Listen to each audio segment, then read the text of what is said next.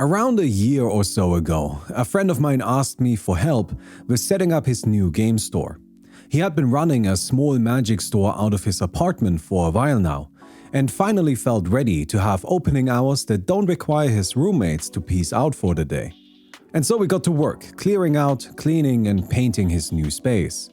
It wasn't just the two of us, of course, there were lots of people helping. Turns out it takes a village to set up a store. I live in Gießen, a small city in the middle of Germany that's pretty much entirely a university. That sounds like I'm exaggerating, but genuinely 50% of the population are university students, many of which play Magic. Magic is quite popular here, and even though we didn't have a local game store, there were and are various other opportunities to play the game. There's a Magic club at the uni and a weekly Commander night at a small restaurant. And of course, there's always the option of driving 30 minutes to Marburg to go to their game store's F&M. I did that a couple of times, and I found it to be an incredibly frustrating experience. That game store's weekly event is a tournament, but you're not supposed to treat it like one. There are 3 rounds of Swiss, after which the prize pool of booster packs is handed out to the top placing players, but it's considered bad manners to bring CEDH decks or just tournament decks in general. And instead, the organizers want you to treat the event with a soft, casual touch. If that doesn't make any sense to you, then we are in agreement. And it doesn't work. Every time I've gone there, there was a small subsection of players that brought competitive decks and stomped everybody else. Sure, people weren't happy with them, but they still walked away with all the prizes. Another problem is the time structure. Each round would continue until all tables were finished, which left a large number of players just sitting there, waiting. And the event would frequently stretch until 1 or 2 in the morning. That then meant that many players left early, which further messed with the tournament structures as the expected tables could no longer be arranged. The evening usually just kind of fizzled out. As you might be able to tell, I don't like this system. It builds incentives contradictory to the stated goals. It's not a system built for social casual Commander. And so, as we were in the finishing stages of setting up our new local game store, I asked the boss if I could come up with a Friday night event that's actually designed for Commander and supports its casual nature. He happily agreed, and so I got started doing some research and designing. From what I can tell, there are 2 common kinds of LGS Commander nights. The first is a tournament or tournament-adjacent structure, and the second is nothing. You just show up and find a table to play. I think that's how most of Commander is handled. You arrive, find a pod, and spend the rest of the evening with those players. Sometimes you might be able to arrange swapping the pods around a bit or join a new one as it's being formed, but a lot of that is down to convenience and timing. This can work just fine, but if you're unlucky, you might get stuck at a table with power or personality mismatches. Rule 0 alongside the bracket system is often brought up as the best way to prevent these issues, but Rule 0 has a timing problem. Ideally, players would first discuss their desired game experience and then find like-minded folks to sit down at a table with and decide on details like decks from there. But instead, players usually first find a table and then hope an agreement is possible. This is a logistical issue that naturally comes from unstructured play and creates a level of undesirable risk. We have all experienced what losing this coin flip, sitting at a table you don't vibe with, feels like. The safest option is to arrange pods with players you already know, but that then creates smaller subgroups that are difficult to approach and make the community less accessible for new players. I'm not trying to say that I'm somehow above this. Me and my friends exhibit the exact same behavior. For the Magic Club at the uni, we often already meet ahead of time to have some food, then arrive together, choose a table for the night, and that's where we stay. It's not that we intentionally exclude anybody. If we have a spot, then we're happy to invite anyone looking for a table, and if the opportunity presents itself, we'll also gladly swap some players around with other pods. But because of how this loose structure invites risk-reducing behavior and creates timing issues with when games end, both of these scenarios are rarer than I wish they were. It's a lot of fun to play Commander with new people, but it can be surprisingly difficult in settled environments. New players especially struggle with approaching and joining pods, which is why I personally always go out of my way to invite them in or distribute them into pods that I think will be suitable for them. But if nobody voluntarily does that, then they often end up at that table. That's something that happened to me a lot when I started, and it honestly almost stopped me from pursuing the game further. All of these issues are consequences of a free play environment, which is why for my Commander evening I began with timing and table structures. I'm now going to start discussing the details of what I've built, and I expect that a common question is going to be where to find the tools that I use. That's why I would like to say right now, and this remains true for the rest of the video, that everything I use is something that I've built myself from scratch in a Google Sheet, with the sole exception being the website goodenoughgolfers.com, and I'm currently learning C# to get rid of that dependency. This means that these tools aren't publicly available, but I am willing to share them, and I'll tell you how and why later. For now though, we start the evening at 6:30 to give everybody a chance to still get here even if they have work during the day. And we go until 10 because that's when the game store closes, although we are usually given a bit of a buffer. Players sign up by paying the entry fee, more on that later, and noting their name down on a sheet. Once everybody has signed up, I use goodenoughgolfers.com to generate the tables for the evening.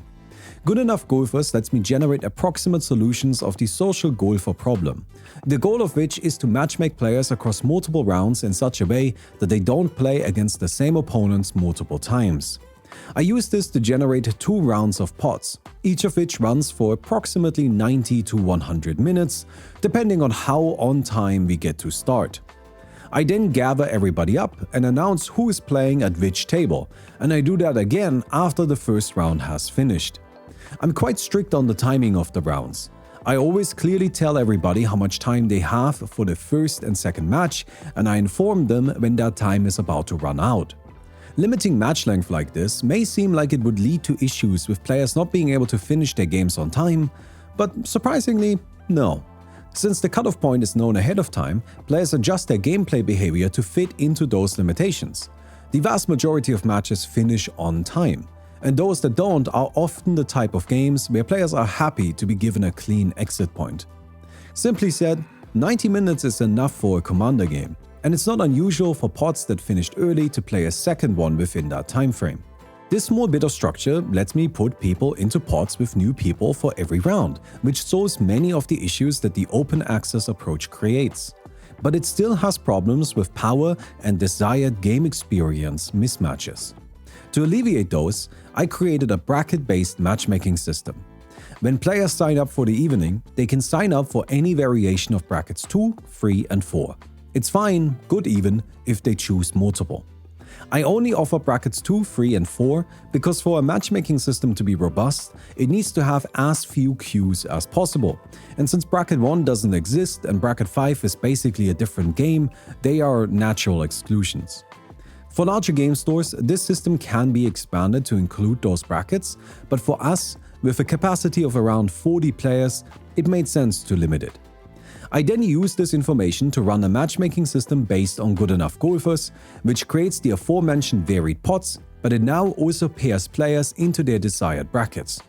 When I call out the tables for each round, I can then also inform players which bracket their table is playing. I tried a variety of different solutions to power level issues before I implemented my matchmaking system, and in retrospect, they all feel stupid, because the matchmaking system is such an incredibly effective solution that anything else pales in comparison. The matchmaking system can't fully replace the Rule 0 discussion, but it front-loads a huge section of it, which means that the players of each table will have a much easier time coming to an understanding, because they already share an idea of what they want the game to look like. Okay, so I have table and timing structures as well as a matchmaking system, which makes the event approachable, lets you play against new people, and manages power level and intent issues. But I also want the evening to feel like an event that you're participating in. This all takes place in a game store, and boss needs to pay rent, which means there needs to be a sign-up fee. And to me that means that you have to get something in return for it. I told you earlier about that other game store that runs a tournament, and how there the prizes are given out to the winners, and how that creates all kinds of issues. Obviously, we want to avoid those same problems, But there is merit to a reward structure because it makes it all feel special and gives you the feeling that you can earn something throughout the evening. Last year, I went to the Command Fest in Frankfurt, which was a great event. One thing I particularly enjoyed was their quest system. At the start of the day, they handed out a sheet of quests to each player. These were a mixture of silly things like control a mammal and gameplay tasks like win a game. Players filled these out as they played and then traded them in for a reward at the end of the day. I think this was a brilliant idea, which makes it a real shame that they reworked and completely ruined the system for their next event in Bonn, but that's a bit besides the point. One of the fundamental issues with Commander is that the only structural reward the game can provide is winning. This stems from it being based on Magic the Gathering, a competitive game, which is also why all of the existing event structures surrounding it are centered on tournaments. That's also why explicitly casual Commander nights are often still run in a tournament format, even though that introduces a host of negative incentives. Incentives are a crucial idea in game design. Building a game is all about creating structures that incentivize players to do the thing that's enjoyable. Poorly laid out incentives can completely ruin an otherwise solid game, as players will optimize the fun out of it, while well-designed ones can salvage even an otherwise mundane experience. Commander finds itself on the poorly laid out side of things. As a social game, it struggles to reward players that don't win. I'm not saying that playing by itself isn't a worthwhile experience, but rather that the rules of the game don't encourage a focus on that, which can lead to frustration. Ideally, there would be smaller, incremental achievements that a player can earn as they go through a match, so that even if they lose, they still feel like they accomplished something. And that's what I like about quests. Alright, it's time to get the quests ready for tonight. First thing we want to do is generate new quests. Now this is really easy, I just go in here and boom, we got a whole new sheet of them. And then we print them. And that's also really easy, because I already set it up in such a way that I get perfectly beautiful printable sheets just like that. And that's it. Got 32 quest sheets ready for tonight. The quest sheets are quite simple. There are 6 on there, and the players are tasked with completing 5 of them. The quests are all stuff that the players themselves can do. They are not so much about their opponents. There are also no quests that say win the game. Let me just give you a bit of an example. So this is just a random quest that I took out of the pile. Control a token that isn't a creature. Have 5 cards in your graveyard. Create a treasure token 3 times. Have 3 or more lands leave your graveyard in 1 turn. Control a creature with strange anatomy and ask an opponent to exchange the top card of each of your decks. If they agree, do so. You both may spend mana of any colors to play those cards. So you may have noticed that there's a bit of a range of stuff on there, right? Some of it is just simple gameplay stuff, some is a bit more specific, some is more thematic, and then finally something that's just kind of silly. That's because these sheets are not made out of one single pool of quests. I have over 600 unique quests that I designed, and these sheets are laid out in such a way that certain sections of it will only pull from certain pools of quests, which means there are so-called generic quests, which are just pretty standard gameplay stuff that any deck can do. Then there are archetype quests that you need to play specific decks for. Then there are thematic quests, which are just things like, for example, control a creature with strange anatomy. And then finally there are wildcard quests, which is the really weird stuff that I only want a single one of on each sheet. These sheets are quite balanced. Because I have split everything up into these categories, I can randomize them so that there is no overlap between them. There are no 2 quest sheets that are the same, but also they are still in a position where everybody should be able to complete theirs. Getting a batch of these ready is a thing that I do every Friday. It doesn't take very long, it takes like 5 minutes to cut it out because, again, I've designed it all in such a way that it is quick and easy to do. One of my favorite things about the quest system is that it's incredibly adaptable. So if there's some sort of holiday or set release or special event, just like any kind of occasion, you can easily go, and I have done this multiple times, and modify the quests that are pulled from and make it so that the quests fit with that event. So for example, for the Pride event, I went and modified the quests so that there were a couple of Pride related quests in there. I also went and made promo cards. This isn't so much related, but I just think it's very fun. Our store isn't VPN store yet, so we didn't have any official promos, so I just went and I made some, which I think are cute. But of course, this worked incredibly well in conjunction with the Pride-related quests to create really like the feeling of like, hey, we're having a special day today. I think you can tell that I put a lot of work into this whole system, and so I think let's pack up and get going. Now, a quest system by itself isn't anything revolutionary, but as with everything, the details are what matter. My quests are carefully crafted to reward playing the game rather than winning. So long as you spend enough time playing Commander, you will always be able to complete your quest sheet. But because of the structure of the evening, there's a time limitation in place, and that means the quests remain challenging. The quest system is a supplementary system. It acts as a way to enhance the experience of playing Commander within the framework of this event, not as a replacement, and I took great care to make sure that it isn't frustrating. The quests are all manageable, and on average, players manage to complete 4 to 5 quests across their 2 rounds. This is important because the quests are also part of the event's price structure. When deciding on entry fee and player rewards, I cared a lot that the payouts were kept as flat as possible while still allowing for some variance and player control. Here's what I came up with. To participate, players have to purchase 2 booster packs. Doesn't matter which ones, that's up to them. 1 booster they keep. It's theirs, they purchased it. This is already a great starting point for the store because it encourages people to buy booster packs. And it's great for the players because it opens the evening with everybody gathering and cracking their packs in a communal space together. The other booster goes into the prize pool, which has a neat side effect because it lets us look at the prize pool to determine the current mood of the player base. For Edge of Eternity's release, our pod was 100% Edge of Eternities, while for Spider-Man we only had 1 or 2 of those boosters. These prize boosters are raffled off at the end of the evening. Every player starts with 2 tickets in the pool for that raffle, which they can increase by 1 for each completed quest up to a maximum of 7 tickets each. Once the raffle starts, each player can only win twice.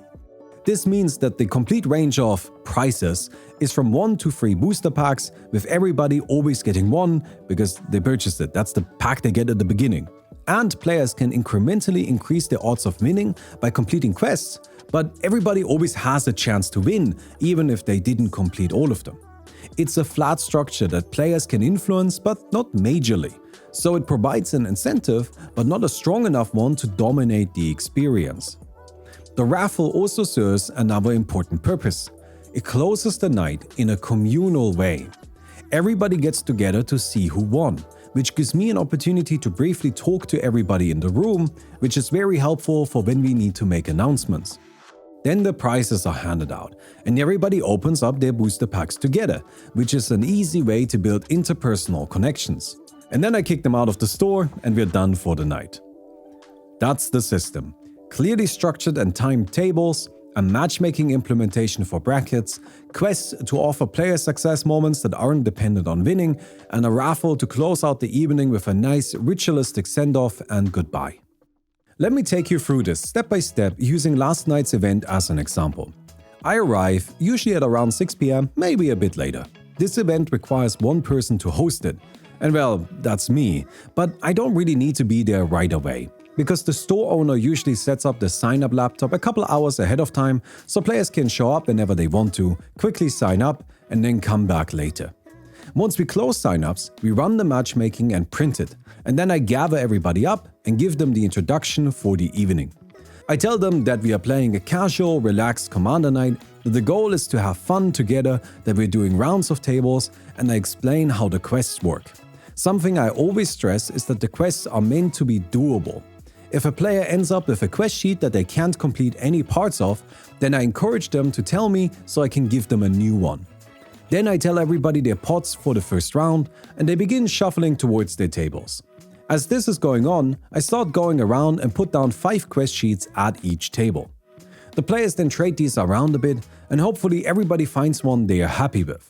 I then do another round, collecting excess sheets and ensuring that everybody has a quest sheet they feel like they can manage, giving out new ones if necessary. I usually do this by giving them another 3 to choose from. My goal is for it to be achievable, but not completely free, So a bit of randomness I think is good. Then we play the first round, which I forgot to film stuff for. And then I call out the tables for round 2, which I also forgot to film, sorry. And then as we approach 10 PM, I call out to everybody that they should finish up their games and I gather the quest sheets. Then, as the players are packing up, I fill in the results of the players' quests in the raffle system I created. You might expect a system like this to invite cheating, but that's not been my experience at all. The stakes are low enough that cheating just isn't really worth the effort. I also always tell people, and the sheets say that too, that quest completion is up to personal interpretation. If you think that you completed a quest, well, then you did. And I deliberately write many quests so that they can be interpreted in different ways. One of my favorite quests is simply eat food. Sure, you could make a food token and crack it, that totally counts. But there are also snacks in the game store, and lots of people grab one of those to complete that quest. Point being that I expect the majority of participants to hit 5 quests even without cheating, and that's how it usually plays out. Then I call everybody to the front and run the raffle. The best way to handle this would probably be to have one person calling out the winners and another handing out the packs. But instead, I just throw the packs at people. I've gotten quite good at accurately throwing magic packs into a crowd. It's a unique skill I have acquired over months of doing this. Although I know that in this clip, everybody's failing to catch them, but that's really mostly because of their inability to catch, rather than due to my throwing skills. Anyways, after I yeet the packs at everybody, I kick them out, and then we're done for the night. We've been incredibly successful. In the few months we've been running this event, we've gone from only a handful of players to the largest event in our area, regularly seeing well above 30 participants. As I said at the start, I live in a fairly small city, so 30 is quite a lot. We are also still growing, which is becoming a bit of a problem because we're running out of space. But if you ever want to give it a try, come to Decks, Dice and Dungeons in Gießen on a Friday night. My greatest joy is that I've received lots of active feedback from players regarding all kinds of aspects of the evening. For some, the enforced pot shuffling is the main feature, while others come specifically for matchmaking, and many enjoy the quests. But my favorite moment of feedback was when a friend of mine told me that he was happy to walk away a winner last Friday.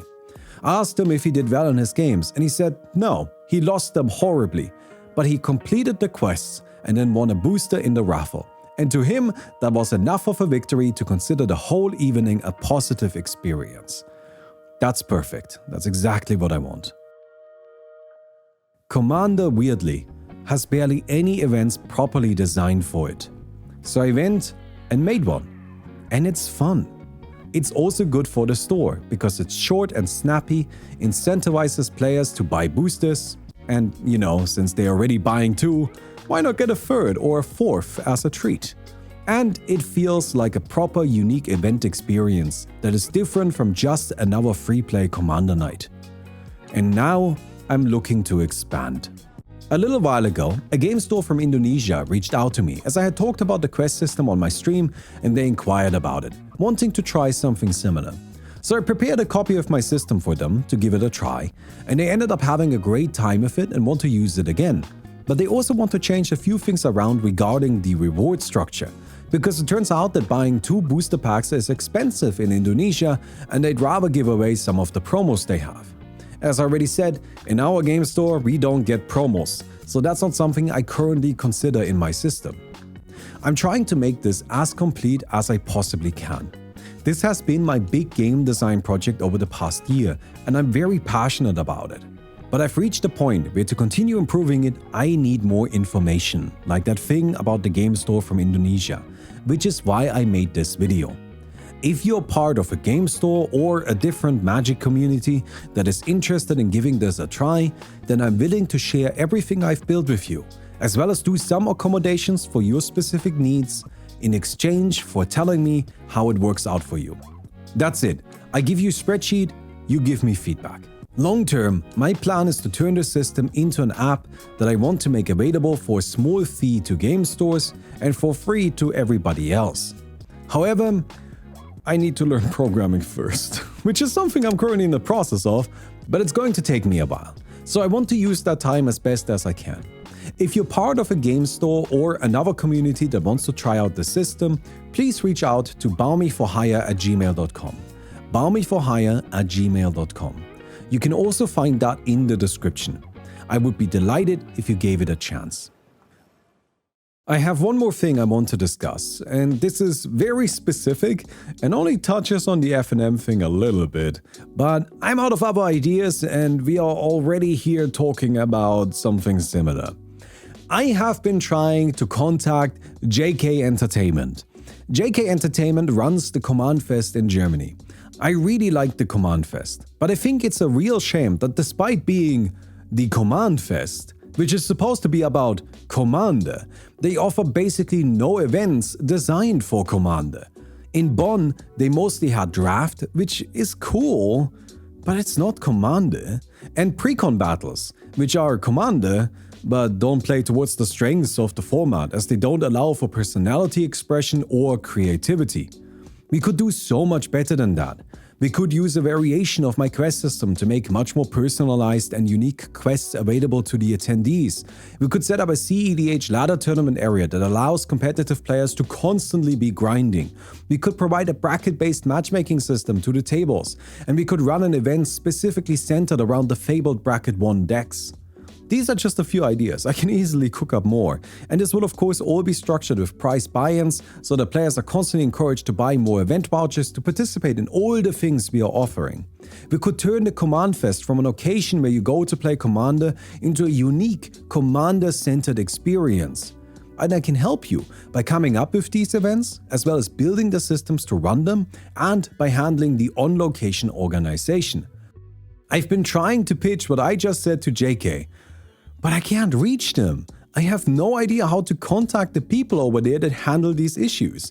I tried, but I didn't hear anything back. So this is my shot in the dark. If anyone listening to this can get me in touch with somebody at JK Entertainment to talk about this subject matter, I'd love to just chat about it. So I made this video because a bunch of you have asked me how my Friday night system works, and I wanted to tell you about it because I'm very proud of it. It is a bit of a different video though. If you enjoyed it, don't forget to give it a thumbs up. I will definitely appreciate that. Go support me on Patreon. And again, if you are part of a local game store or you regularly go to a local game store and you think they might be interested in trying out the system, then talk to them so they can talk to me, or just talk to me. Anyways, you get the idea, right? I am very happy to share this, to give it out there so we can experiment with it and try to expand it. I've already put so much work into it, and I think it's a really cool system. I'm very, very proud of it. And what I need though is I need to know more about it. I need to learn more about it. And for that, I need to test it on a larger scale. So that's what I'm trying to do. So if you're interested, please reach out. When you're reaching out, tell me a little bit about the environment that you're in. And so this was a bit of a weird video though. It's mostly just me pitching stuff, I guess. Hello. It's a pitch video, I guess. Welcome to my pitch deck. Let's just start a new company or something. No, I don't think so. My long-term plan here is to build an app, as I already said, but I'm not expecting this to be some sort of life-changing thing. I'm also doing it because I want to learn programming, and this is just a good way for me to do that, to have a very specific goal. But I also just do want to expand on this because I really like it. Okay, I feel like I am going in circles a little bit. I hope you enjoyed the video. Please feel free to tell me why you think everything I made is terrible. And I guess don't do that actually. That's me. Okay, I'm just rambling. I gotta go. It's really late. I've been recording voiceover for 45 minutes. Goodbye.